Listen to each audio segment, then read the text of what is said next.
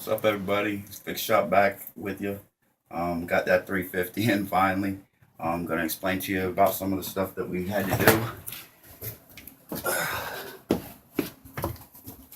when we took it out of here. You had to disconnect the whole water system.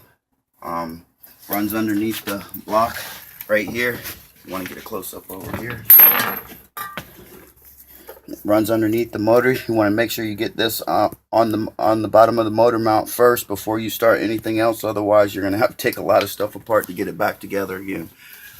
That runs completely around the motor, and it also runs to your power steering pump. Your power steering pump goes through the line to cool it with the water through the little tube that's underneath your motor mount, and then it comes back out the other side, goes to the rack, and then comes back around across the top of your motor, goes to the back of your power steering pump right here. Then you're going to have to get yourself a thermostat.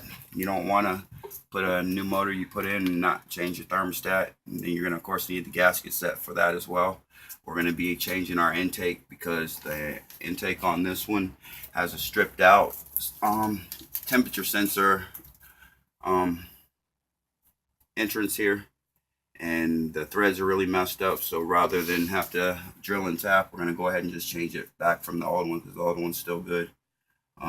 Then you got to run your power steering hose across your top of your bell housing. Make sure you put your clips back on, stand it up so that that doesn't get down here on your shaft, and it'll rub right through. And the trick to getting the shaft in when you put the motor in is to make sure your motor's level. Line your shaft up. Put your boat in gear up at the throttle controls. Then after you put it in gear at the throttle controls, then you come back, have somebody spin your prop for you. Then you'll be in direct drive. That'll spin that shaft so you line up the splines in the back of the flywheel. Then it'll click in. When you feel it click in, then you can grab a 2x4 or whatever you use for prying.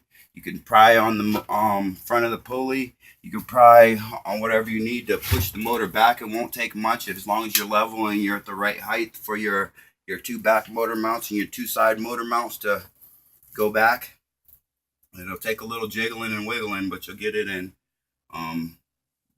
After that, then just do everything in the opposite order that you took it apart in. I just got my water system together after getting it in, and on the next episode we'll be putting on the electrical, and I'll talk you through that and show you how we had to do that, and then we'll get the manifolds on, get the intake on, and then she'll be a runner, and you'll get to see her running eventually here soon, hopefully. All right, thank you for watching.